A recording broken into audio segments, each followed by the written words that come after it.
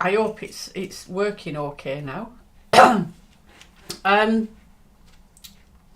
Yeah, I'll do my usual check-in that I do and see whether it's working okay. Because it just said it wasn't working. My internet has been messing about, to be fair. I've been trying to upload some things. Oh, it says it's working.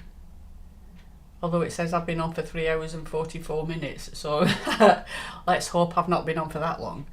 But yeah, it does say it's working. So we'll just carry on.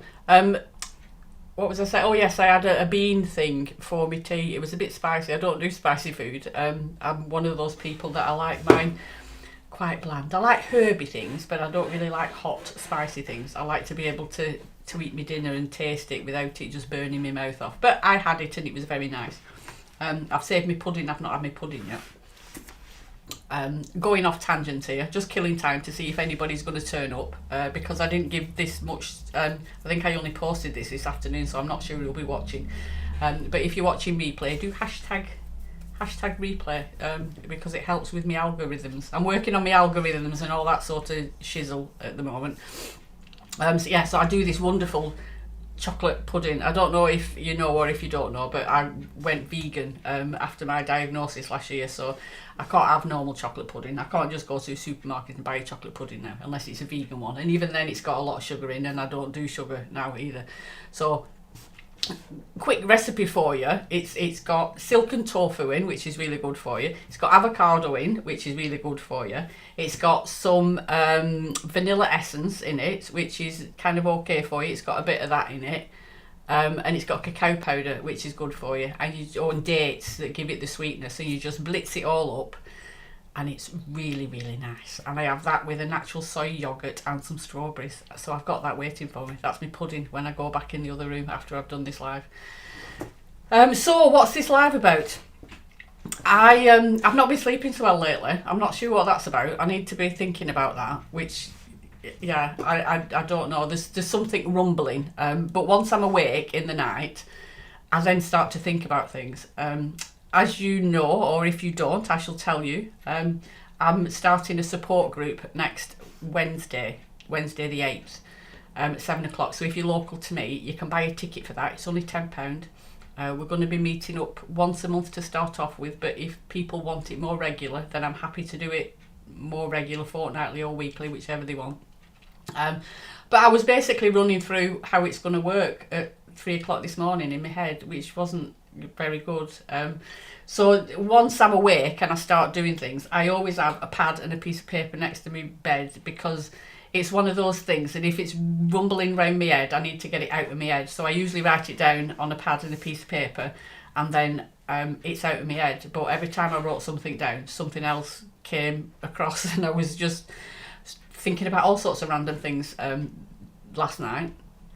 So one of the things that came up that was the topic of this live, this is where I'm going with it, was about where do we put our attention on the symptom or the cause of anything really, what we're doing.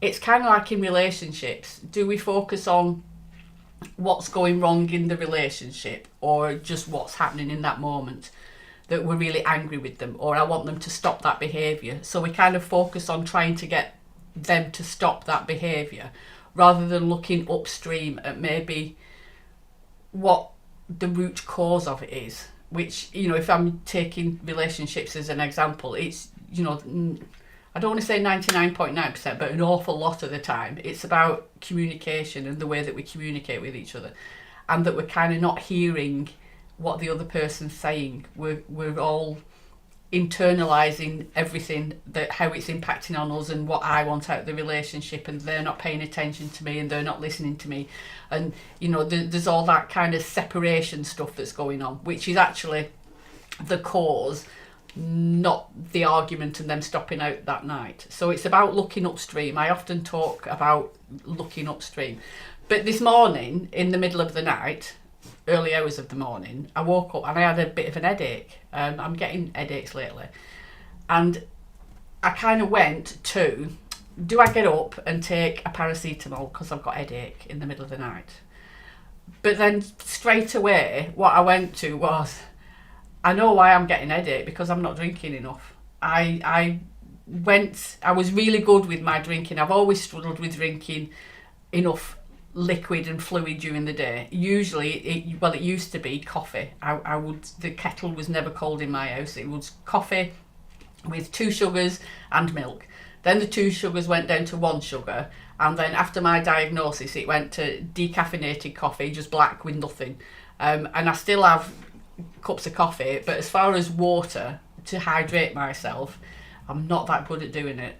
My daughter actually said to me, I need to get one of those bottles that have got, the lines on them saying, drink some more, time to have another drink, you're doing okay, yeah, well done. So I think I might invest in one of them and just have it with me all the time, so I can actually monitor how much I'm drinking.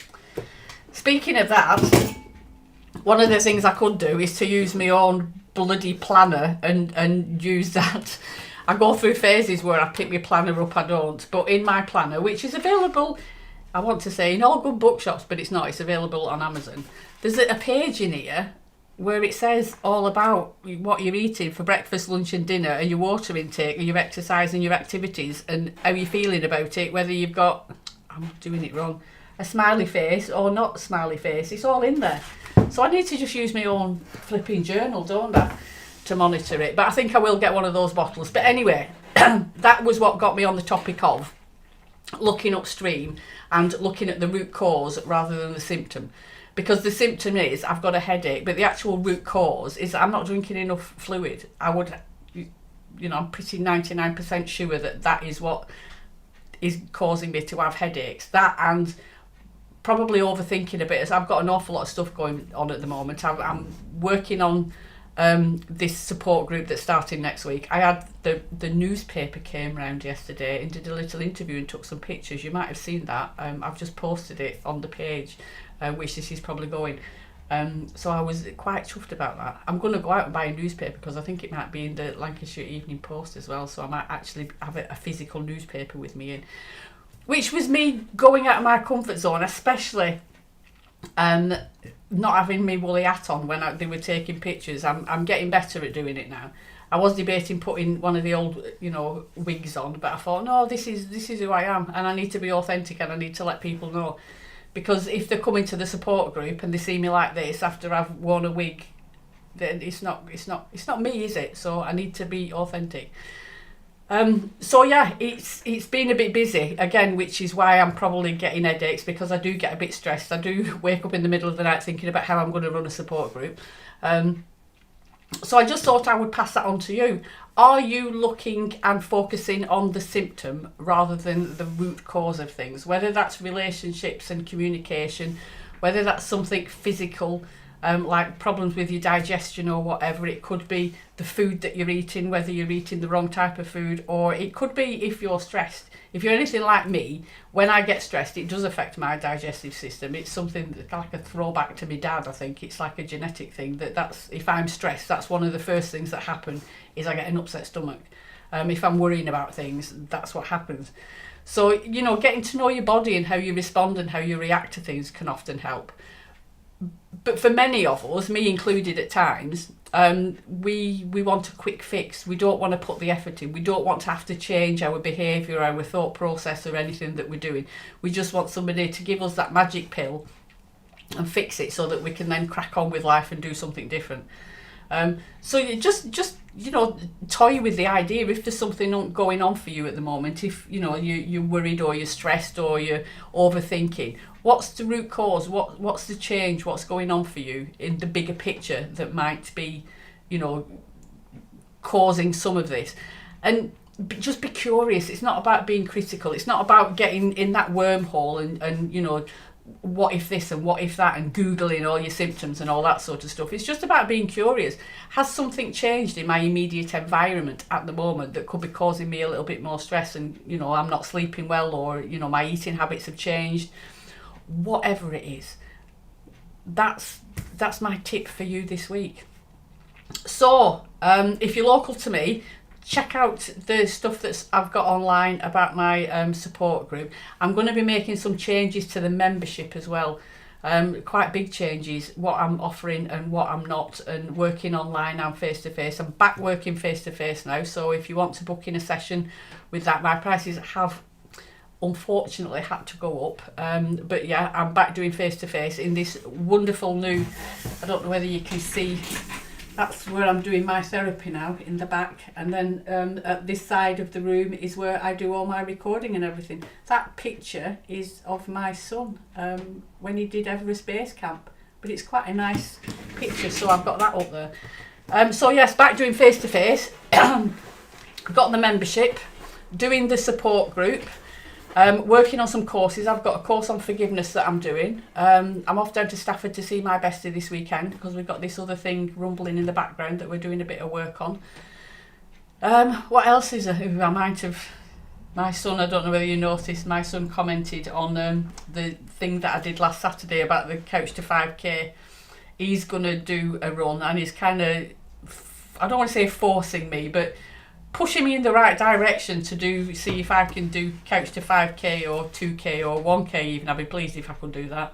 So I've actually downloaded an app on my phone. It's a local one run by my local council, Couch to 5k, and I think the BBC or something. I don't know. Anyway, I've got downloaded it on my phone. So I might start trying to do a bit of that next week and we'll see how far we get. I'm not hopeful. But if I don't set myself a challenge, then I'm never going to do it. And the other thing that I know and I'm very well aware of is my negativity around running. I know where it goes back to, and I think I've spoke about this on lives before. It goes back to when I was at school and doing running races at school, which I just really didn't like. And it's still with me now. But this is a choice. I'm not being forced to do it. I'm not in school now. I'm not 13, rather large chested that are bouncing up and down and all the boys thought it was wonderful to sit and watch me. That's not who I am now. I'm an older person and I can choose to do this, so I need to change my mindset, which is what I'm working on. These are the sort of things that I'm going to be doing in my support group, how we have a fixed mindset, and it's not always the most useful for us, but we can change it. Once it's in our awareness and once we know what we're doing, then there's a possibility that we can change it. It's our choice. Right, I've gabbed on long enough. I'm going to go and have my chocolate pudding now. So I shall see you all next Thursday at the same time, 7 o'clock, unless you hear from me otherwise. And I will have done my first support group. There's only 10 places and 5 have already gone, which is absolutely wonderful. So we've got 5 more spots left that you can take up if you're local to me. Right, speak to you all soon. Take care. Bye.